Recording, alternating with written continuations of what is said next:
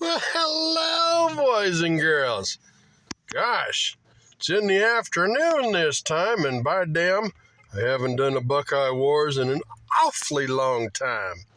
I thought it was about damn time that I did another. Yeah, buddy. So, what's Buckeye Warz? Seriously? You don't know what Buckeye Warz is? Well, let me tune you in. I'm 60 years old. I grew up in El Dorado Hills back in the 70s and the 80s, and I tell stories about what it was like for little Bobby Peters growing up in El Dorado Hills, California, back in the 70s and the 80s. Strap yourself in, boys and girls. We got stories to tell. So, nowadays, we got Home Depot.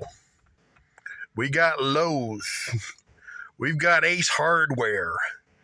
We got all kinds of places you can go and buy yourself power tools, nails, duct tape, rope. Shit. Just about anything you can think of you can get at these big box stores. Well, back in my day, back before Tesla cars were roaming around without drivers, there were just a couple that I can remember, but then again, I was just a wee little lad. Places where you could get your hardware. We would go down the hill. We would get on Highway 50, and we would travel just a little bit down the hill, and we would be heading west toward the ocean, and we would take a right on East Bidwell. Now, you think of that now, and East Bidwell is just a crazy metropolis. You got the Palladio, you got Costco up on the hill. Shit, you've even got a place down there called Crumble where you can get an oatmeal cookie and spend $7 on the goddamn thing. Pretty good, though. And none of that was there.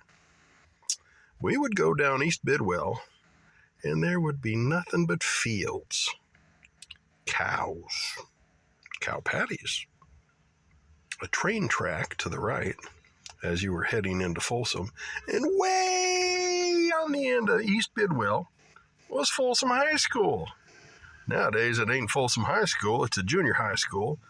And right before the high school on the left was the Shell station, owned by Mr. Trowbridge. He was our next door neighbor. Pretty cool. And he had a couple of kids, David Trowbridge and Nancy Trowbridge, and they were our neighbors. Anyway, when you were going down East Bidwell, off to the right, there was God, don't quote me on this, but I think it was a lumberjack? No. Folsom Lumber? God, I don't remember the name of it. But it was just a small little lumber yard and a little building. And I remember going in there with my pa, and they had this great big old thing, a couple different layers. It was made out of metal, and it had these bins full of nails and screws. And you would take a metal scoop, and you would scoop up some nails, and you would put it in a little bitty paper bag, and then you would take it up to the counter, and I believe they would weigh it. I don't forget exactly how that worked. I think they'd weigh it, and then you'd pay for your nails or your screws, and you'd go on your way. Now, Bill and I were big on building stuff.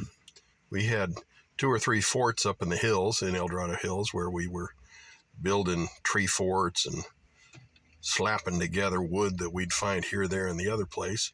And we always needed nails. We always needed screws. And once in a blue moon, my dad would take me I think sometimes he would take me and Bill, and we'd go down to this lumber store, and we'd get a little bag full of nails or screws, so we had supplies to build our forts. But for the most part, in our garage, he had a Folgers can, one of them big old Folgers cans, probably about 3/4 full of bent nails, screws, bolts, washers, all kinds of little knickknacks and paddywhacks made out of metal. And if you were careful and you were smart and emptied it out onto a towel instead of all over the garage floor, you could sift through it and find what you needed most of the time. But the other times, you had to beg him to take you down to this lumber store to get your supplies so that we could build our fort up in the hills. And, wow. I can specifically remember going into that lumber place, and he said, "Bobby, go get yourself a scoop of 16 penny nails." And I looked at him and I said, 16 penny nails? I had no idea what he was talking about. And of course, he explained to me that the long nails, for whatever reason, I still don't quite understand, were called 16 penny nails. And those were the good ones. They were long, and you could put it through like 2 2x4s and connect 2 2x4s for some pretty sturdy construction. And the reason I'm saying all this stuff right about now, and the reason I'm doing this Buckeye Warz today, is little Bobby Peters, 60 years old, and I thought I was retired, but DoorDash isn't working as good as it was. Just picked up a job. Guess where I'm working? Yep, I'm working part-time at Home Depot. kind of did a full circle. Now I'm dealing with selling nails to the kids, and of course the professionals who actually need it for their job.